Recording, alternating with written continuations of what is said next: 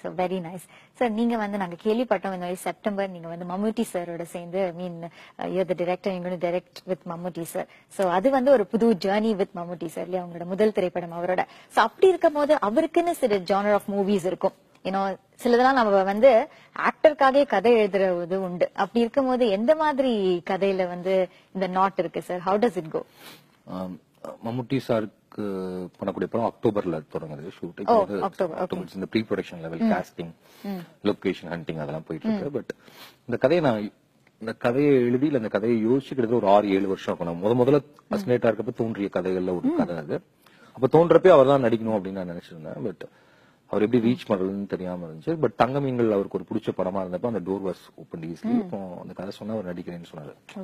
சொல்லலாம். But so அந்த கதை அவர் மட்டும் தான் நடிக்க முடியும்னு நினைச்சு சில கதை அப்படி எழுதுறப்பே தோணுது நடிச்சாதான் கரெக்டா இருக்கும்னு சொல்லி. நீங்க எழுதுறப்பே உங்களுக்கு வந்து அவர் நடிச்சாதான் கரெக்டா இருக்கும் அப்படின்னு சொல்லி. அவருடைய பெரிய ஃபேன் நானு.